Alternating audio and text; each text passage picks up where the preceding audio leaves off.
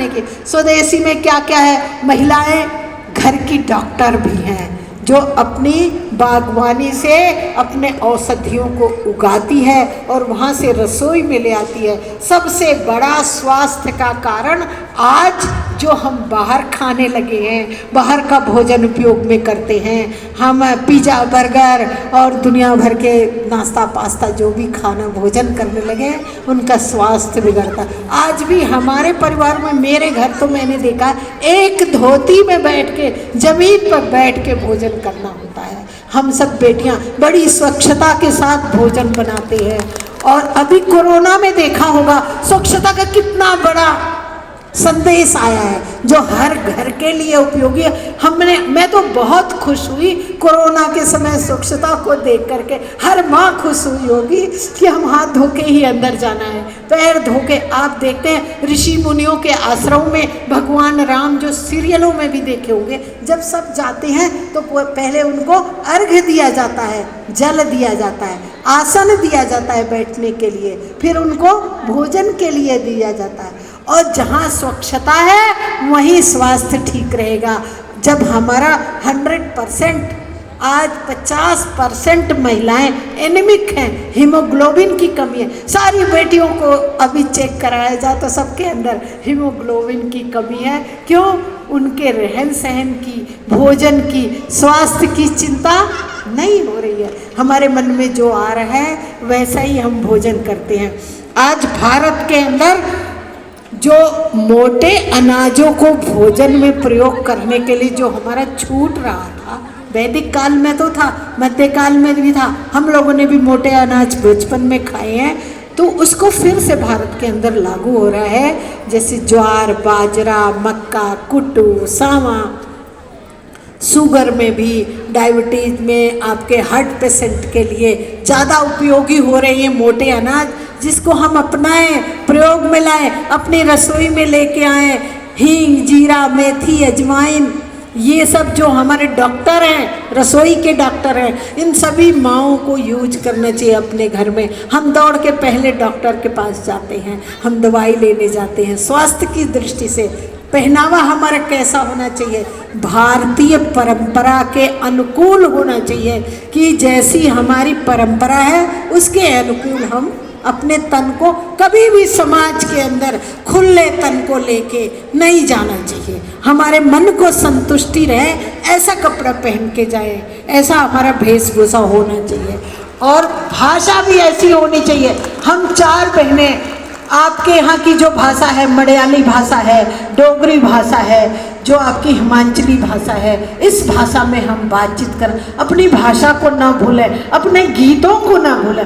गीतों से हम बहुत कुछ सीखते हैं। गीत ही हमारे जीवन है और जीवन ही गीत है। जो जीवन में घटित होता है वही गीत हम गाते हैं। चाहे ब्याह हो, जन्म हो, जनेऊ संस्कार हो, मुंडन हो, हमारा विरागमन हो, जितने संस्कारों में गीत गाए जाते, उन गीतों को जरूर याद रखना चाहिए। उन गीतों से हम कुछ सीखते हैं, हम प्रेरणा लेते हैं। संघ की गीतें जितने किताबों में आते हैं, वही बच्चा गाते हुए फिल्मी गाना जाता है, और वही बच्चा अगर संघ में जाता है तो संघ के गीतों से गाता है। हम उसी से प्रेरणा लेते हैं। अभी अपने दीदी ने गीत गाया, हे नारी शक्ति देश की जाग अब तू जाग, हे नारी शक्ति देश की जाग अब तू जाग। हम गाते हैं, तरुणी तुम युग को नया आधार दो, शंख फूको कल्पना साकार दो। कितने सुंदर सुंदर गीत है गाने के लिए।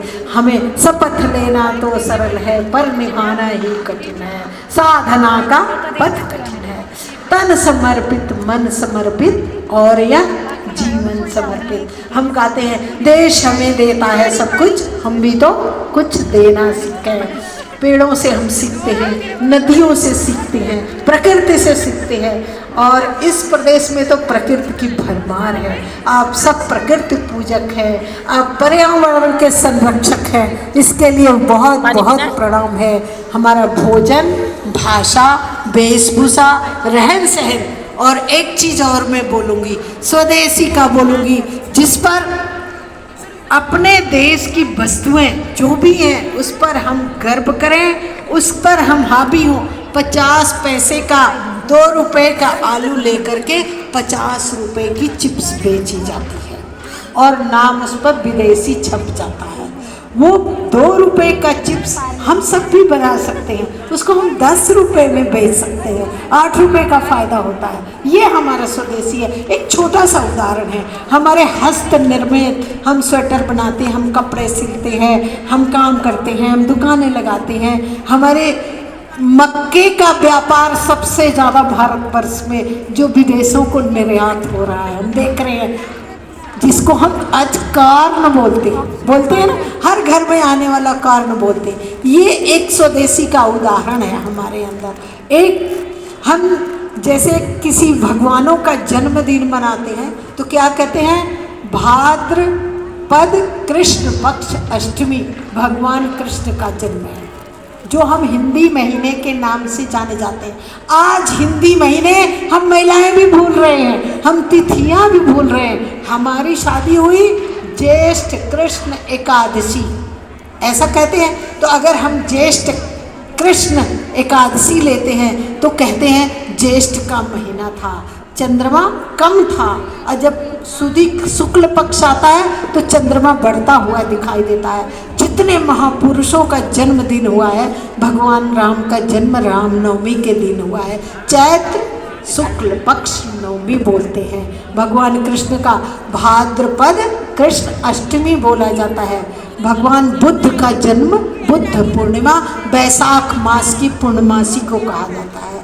वाल्मीकि जयंती अभी गई है हमारे से पहले ही, तो ये शरद पूर्णिमा जो आती है, ये क्वार मास की पूर्णमासी जो होती है, वाल्मीकि भगवान का जन्मदिन है, जिनका जन्मोत्सव हम मनाते हैं। और माघ को ये रविदास जी का जन्म होता है, माघी पूर्णिमा जिस दिन होती है, माघ मास की पूर्णमासी को उनका जन्मदिन है। सारे महापुरुष पूर्णमासियों के दिन। तो जब हम भगवानों का जन्मदिन ब्याह करते हैं, जब जन्म कुंडलियाँ बनाते हैं तो हम तिथियों के हिसाब से, लेकिन जन्मदिन मनाते हैं हमने 15 जून कह दिया।